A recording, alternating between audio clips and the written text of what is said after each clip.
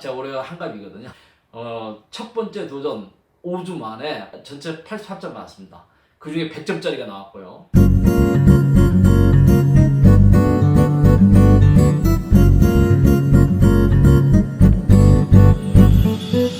오늘은 좀 구체적으로 시험을 어떻게 준비하면 되겠는가. 그 중에 특히 직업 상담사를 충분히 준비하지 않고 처음으로 접했던 사람들을 중심으로 해서 얘기를 좀 나눠보도록 하겠습니다. 사실 이제 저의 경우는 앞에 그 유튜브에서 소개를 했지만 이 코로나로 인해서 지금 하는 일이 모든 게 올수돼 있어요. 올수돼 있어 참 마음도 어렵고 뭐 이렇게 그 굉장히 좀 어려운 상황에서 뭔가 돌파구를 찾아냈다. 제 자신의 어떤 이게 극복하는 부분을 찾아냈다라는 의욕이 굉장히 강했습니다. 직업 상담사에 대해서 평상시에 생각을 안 했어요.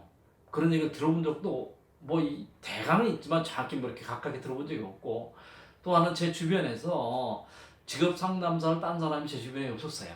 없었고, 다만 제가 하는 일이 우리 대학생들한테 취업을 안내해주고, 그다음에 인턴십을 하게 되고, 각 글로벌 리더십 프로그램을 하다 보니까 그런 연관성이 있겠다라는 이제 브랜드를 들었던 거죠. 브랜드 들어서 시작을 했습니다. 시작을 했는데 막상 해보니까 제가 마음 먹고 그 필기시험까지는 시간적으로 딱 할 수 있는 시간이 5주밖에 안 남았어요.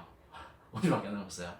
저 엄청난 양을 한 번도 접해보지 않은 상황에서 좀 무식하게 했습니다. 무식하게 공부를 했습니다. 직업 상담사를 준비하는 사람들한테 실질적으로 어떻게 준비하면 되겠는가. 저와 비슷한 사람들이 분명히 있을 거란 말이에요. 딱 5주 만에 저는 합격을 했습니다. 보면은 5과목이에요. 5과목을 우선은 직업 상담학, 직업 심리학, 그다음에 직업 정보론, 그다음 노동법규 이렇게 5과목이 납니다. 제가 올해가 한갑이거든요. 근데 여러분들께 보일는지 안 보이는지 한갑에 첫 번째 도전 5주 만에 전체 88점 나왔습니다. 그 중에 100점짜리가 나왔고요. 이 내용이 다른 사람들한테 맞을 수도 있고 안 맞을 수도 있고요. 그거는 이제 각자 뭐 좀 다를 수가 있겠지만 한 5가지로 키 포인트를 알려드리겠습니다.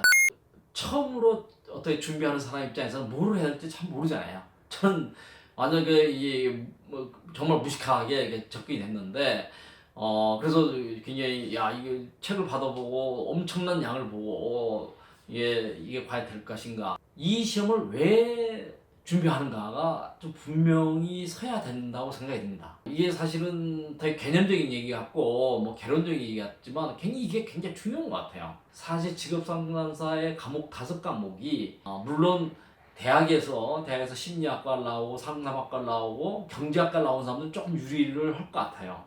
근데 대부분이 다 그러진 않잖아요. 일반적인 학과에서 나온 사람이라든지 아니면은 뭐 대학을 졸업한 지가 뭐 20년이 됐다 30년이 됐다 이런 사람들이라든지 이런 사람들한테는 정말 5과목이 무지 굉장히 생소해요. 그래서 직업 상담사를 따서 취업을 하고 가산점을 받고 뭐 좋은 건 다 하는데 이게 그 한번 해볼까 가지고는 좀 너무 약한 것 같아요. 내가 왜 이 시험을 준비하는가, 이것이 좀 분명했으면 좋겠다. 그래서 여러분들이 그 부분에서 각자의 또 이렇게 다 그 하는 목적이 있을 텐데 이 부분이 뭔가 좀 정리됐으면 좋겠다는 게 제가 5가지 중에 첫 번째입니다. 그 다음에 두 번째 포인트는 우선 이제 공부를 어떻게 할 것인가가 또 이렇게 선택이 돼야 되잖아요. 자, 직업 상담사를 제가 네이버에서 처음 이렇게 뒤져보니까 많더라고요. 뭐 무슨 학원도 많고 뭐 인터넷 강의도 있고 나름대로 해서 뭐 스타 강사도 굉장히 많고 자칭 스타 강사 뭐 자기는 굉장히 뭐 이거에서 뭐 잘한다 뭐 별의별 사람들이 굉장히 많더라고요. 그래서 이제 그 방향에 대해서 좀 잘 잡아야 될 것 같다. 저도 전혀 몰랐어요. 몰라서 뭐 대형 학원도 이렇게 생각해봤고 또 여러 가지 또 뭐 자칭 스타 강사를 또 이렇게 접해보는데 그 자기한테 맞는 분명히 그 강사 있을 겁니다. 그 강사 부분을 자기가 이렇게 선택하는 게 좋을 것 같고, 또 하나 학원을 가는 게 좋은 것이냐, 아니면 인터넷 강의로 하는 게 좋은 것이냐 이런 것도 판단이 또 해볼 필요가 있는 거죠. 근데 저는 제가 이제 한갑 나이에 학원 간다는 것도 좀 맞지 않은 것 같고 또 그럴 만한 여건도 못 되고 그래서 인터넷 강의를 방향 정했어요. 근데 지금 결과적으로 보면은 너무나 선택을 잘했다. 이게 뭐 공개적으로 또 이렇게 너무 막 하게 되면은 어떤 한 분이라든지 어떤 쪽을 막 홍보한다든지 막 광고한다면 좀 이렇게 좀 나중에 좀 부작용적인 것 같고 그러는데 이 유튜브에 댓글을 남겨주시면은 제가 개별로 개별로 연락을 드리겠습니다. 개별로 연락 드려서 저는 굉장히 잘했다고 생각합니다. 우리가 축구의 생명은 골이라고 그러잖아요. 사실 시험의 생명은 합격이죠. 합격이죠. 그래서 우선 제가 어떤 제안하고 싶은 것은 일단 학문적인 지식이나 학문적인 뭐 이런 것보다는 시험을 합격을 하는 게 더 중요할 것 같은 생각이 들어요. 그래서 그런 시험을 합격을 하는데 핵심적인 키포인트를 귀에 쏙쏙쏙쏙쏙 들어올 수 있게끔 하시는 분을 선택하는 게 좋을 것 같습니다. 그래서 저한테 개인적으로 연락 오면 제가 또 추천을 해드릴게요. 세 번째는 이게 전략적 무식한 방법이다라고 생각했어요. 전략적 무식한 공부 방법이다. 제가 이제 그 5주 동안을 정말 빡시게 했거든요. 빡시게 했어요. 하루에 6시간에서 8시간 정도 했어요. 근데 사실 많은 사람들이 그 정도 시간 빼기는 굉장히 어렵잖아요. 저의 경우는 코로나로 인해서 모든 게 올스돼서 업무가 중지돼서 저한테 이렇게 했지만 하지만 다른 사람들한테는 또 뭐 맨날 출근도 해야 되는 사람도 있고 뭐 독서실에 가서 앉아있긴 시간도 있고 가정생활 할 수도 있고 주부도 있고 또 애 엄마도 있고 애도 봐줘야 되고 이렇게 집중하기 굉장히 어려운 부분도 있잖아요. 그래서 그렇게 보더라도 이 엄청난 양을 소화해야 된다는 것만 틀림없어요. 그리고 문제가 기출 문제가 있고 신출 문제가 있는데 이번에는 신출 문제가 많이 나왔어요.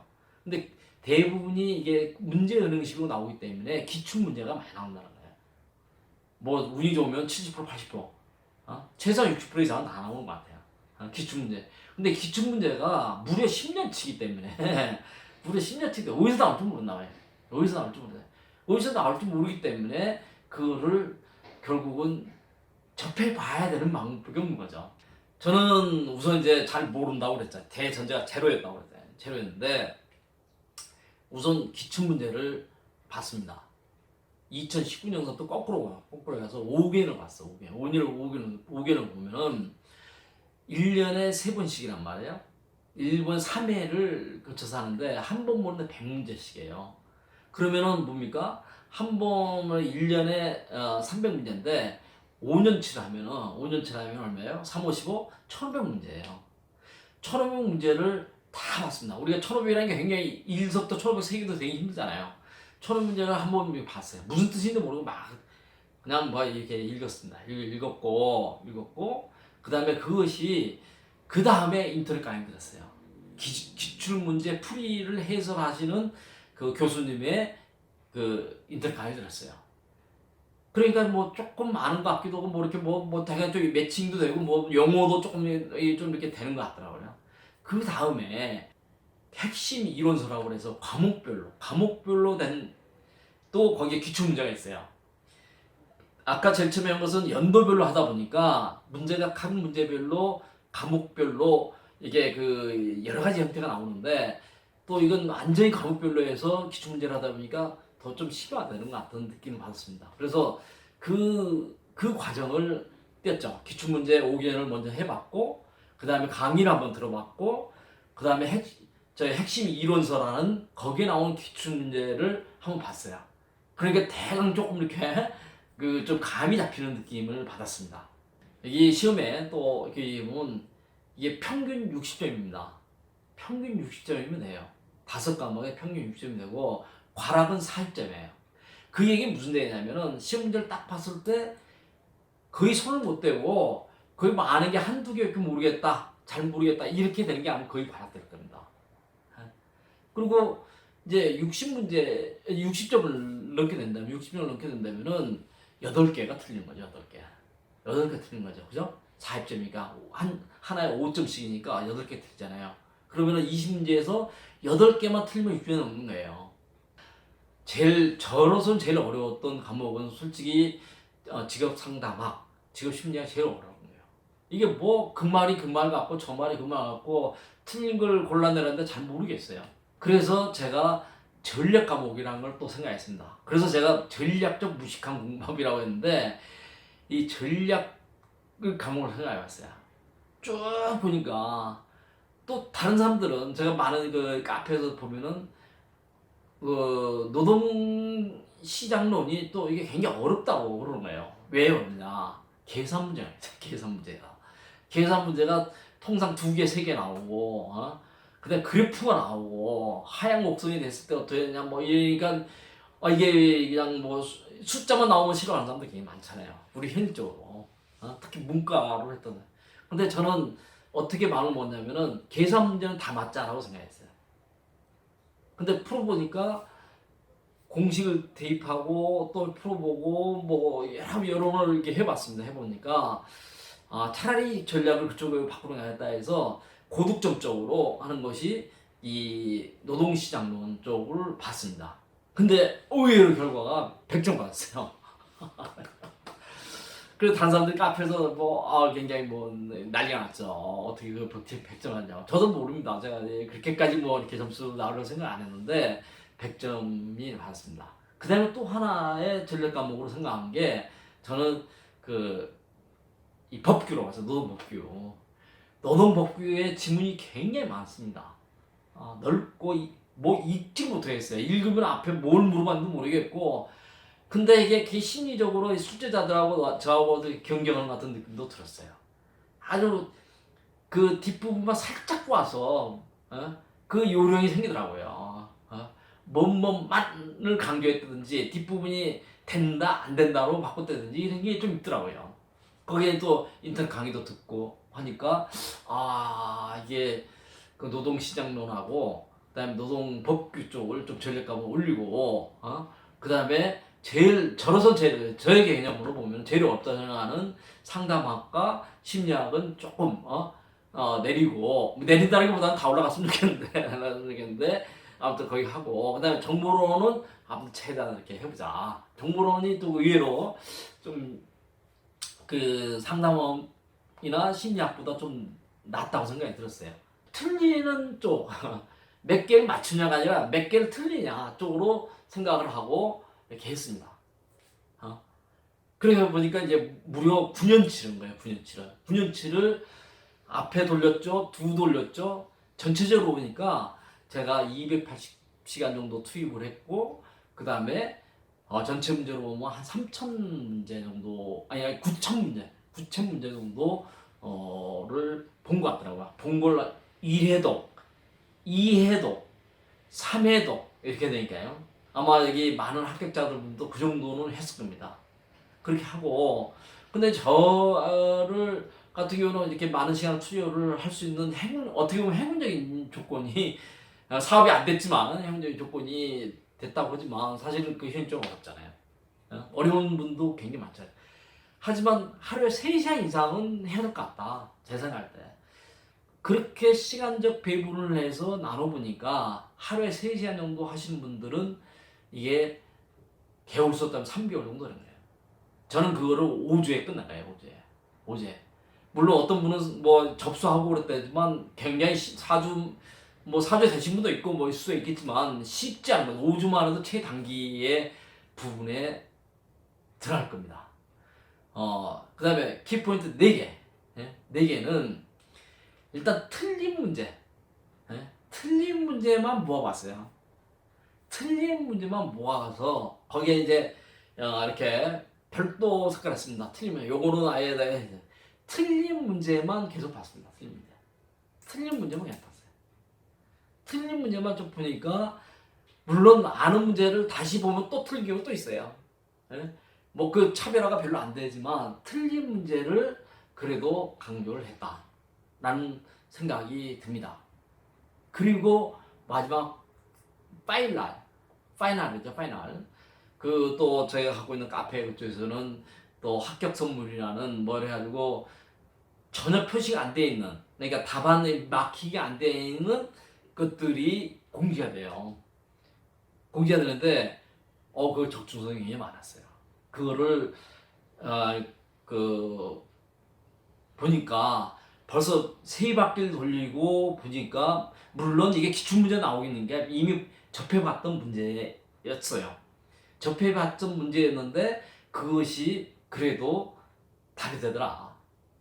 특히 노동법규 같은 경우는 매년 법규가 변하기 때문에 변한 것들이 꼭 나온 것 같더라고요. 이번에도 그랬어요. 이번에도 2020년도에 새로 법규가 개정된 부분이 나왔어요.